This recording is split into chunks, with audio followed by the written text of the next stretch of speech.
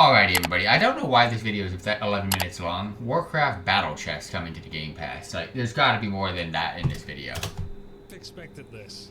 Warcraft 1 and 2 Remastered and Warcraft 3 Reforged are coming to Xbox PC Game Pass, allowing even more people to discover or re-experience these amazing games that have entertained so many over the last 3 decades. If you've never played any of the Warcraft RTS games before, now is a great time to get started.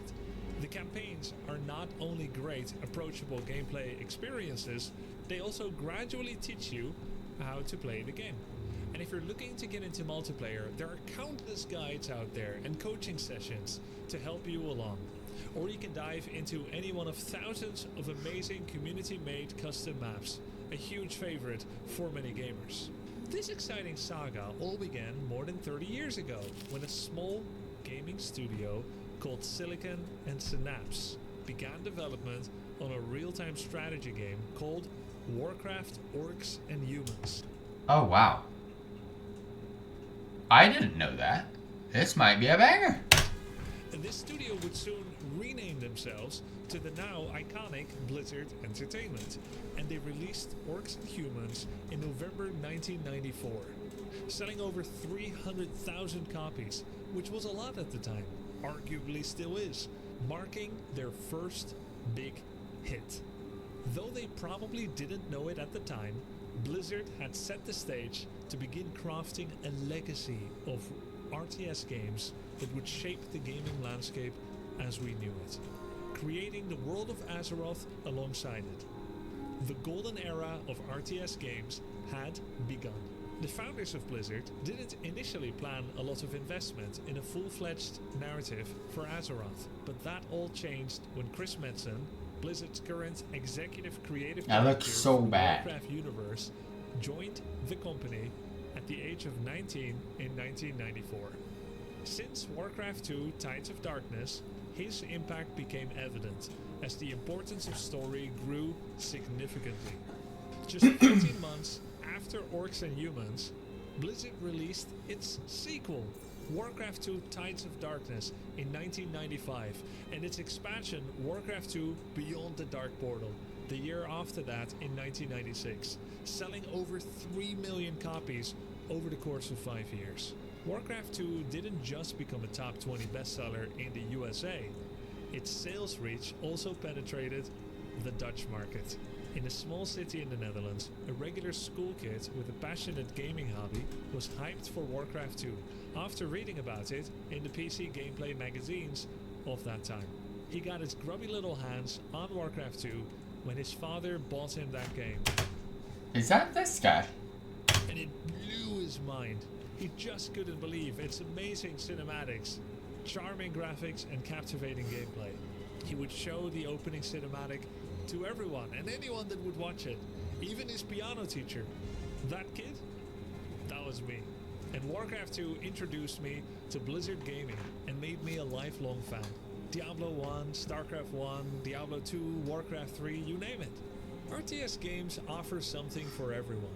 Players experience rich campaigns, travel to various now renowned and legendary locations, and mission completions often get rewarded with immersive cinematics.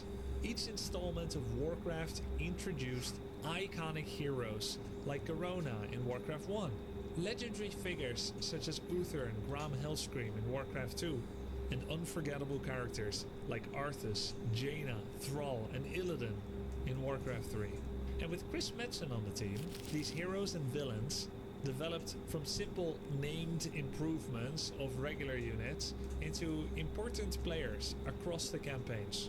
The events that transpired with Arthas in Stratholme remain some of the most powerfully emotional moments of Warcraft 3's story, and indeed one of gaming's most iconic moments to date, also spawning many parodies.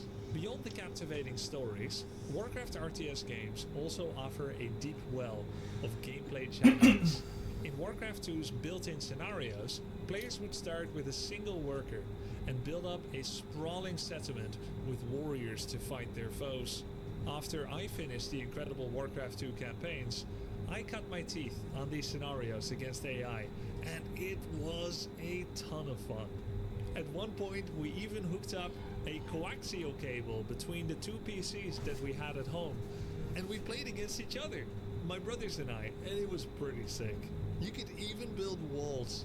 Fast forward, it's now the year 2002, and Warcraft 3 takes the series to a whole new level. I remember my brother was big into StarCraft and Warcraft. I had no clue what fucking PC gaming was back then, by the way. I just saw him on his laptop. I never spoke about it, never did anything about it because I didn't know what it was, but I remember seeing on the screen StarCraft and Warcraft video games, and that's just crazy. I was too young for this stuff. Warcraft 3 Reign of Chaos is not just an RTS, it's a hybrid between real-time strategy game and a role-playing game. An interesting concept. Players command up to 3. It's weird though, because the game that he was playing, I didn't know what it was. And then I played World of Warcraft, and of course, WoW being a part of Blizzard, I came to see the footage of those games. I'm like, that's what he was playing. And smaller armies than in most RTS games, but each hero and unit has more abilities than before. Extensive economy management gives way to a more immersive, battle-laden experience, where every unit and every move matters in an artistic battle dance of sorts. Defeat your enemies and gain experience points that level up your heroes, making them more powerful and giving them new abilities. Heroes are stronger than normal units, but can still be subdued by regular units when those are handled well.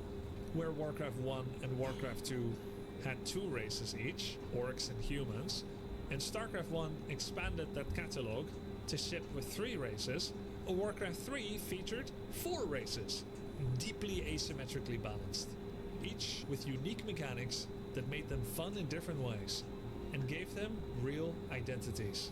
The undead leverage corpses to fling them at opponents alongside their death magics, while night elves make nature itself turn against their foes. The orcish hordes are excellent raiders and pillage enemy towns for loot, while humans prolifically expand their base count and steadily build up. In November of 2024, at the same time that Blizzard announced and released the remasters of Warcraft 1 and 2, they also unveiled a slew of improvements to Warcraft 3 Reforged in the 2.0 update. This news was met with great enthusiasm and anticipation by the Warcraft 3 community. The patch addressed fan feedback and greatly improved the game experience in many ways, adding much quality of life for veterans and new players alike. Some improvements included an enhanced hotkey mapping system, more graphical customizability, a better looking BattleNet experience, a new rank ladder, and a profile progression system, and periodical balance patch notes that have lifted some units out of obscurity, adding balance shifts and shaking up the status quo in interesting ways in multiplayer. Warcraft 2 and 3 shipped with powerful but simple to use world editors. A map editor where you can make your own maps and design your own custom games within a game, offering a richness and replayability to the game Warcraft 2 Remastered and Warcraft 3 Reforged that in many ways is unprecedented. I do not exaggerate when I say that there is a stupendous array of playable maps carefully crafted by the community that completely transform how you can enjoy Warcraft 3. It is possibly the greatest thing about Warcraft 3 for many people. I'll show you a few awesome examples. In Fighting for Azeroth 3D, you play in a close-up, third-party perspective and play a kind of fighting game beat-em-up style type of map. It's crazy that that even works in Warcraft 3 map editor.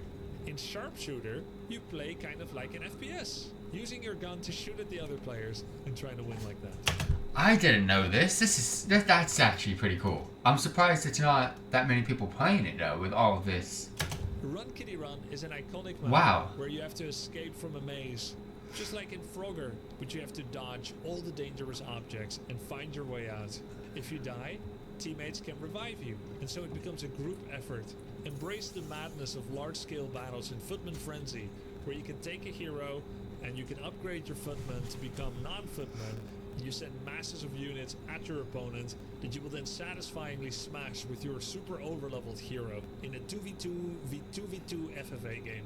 Play a tug-of-war castle defense fight in the game's Castle Fight and Direct Strike, where you and 2 teammates fight against 3 other players as you try to make the right units to overwhelm the opponent. They are tactical, simple and fun, and embrace the auto-battler and tug-of-war gameplay genre and style. And Dota 1 is this not very well known map where you do a 5-on-5 with 1 hero and minions automatically spawn down 3 lanes. It's pretty fun, you should check it out sometime. Many of the games that were created in the World Editor would not be out of place as a standalone game. And indeed, you may recognize some of the aforementioned have undergone exactly that route. It may surprise some of you that a game from 23 years ago is still hosting tournaments both online and around the world for many thousands of dollars of prize money yearly, with several YouTube and Twitch channels entirely dedicated to covering those. The recent surge of interest in streamer invitational tournaments has also shown that Warcraft 3 is still an amazing vessel for great shows and competitive content. In March 2025, the OnlyFans Invitational was the most watched competitive Warcraft 3 event on Twitch ever, making more people interested in trying their hand at the campaign or multiplayer as well. I have personally also commentated a series, a Bronze League Heroes series, where I have over 30 episodes of low MMR players going head to head.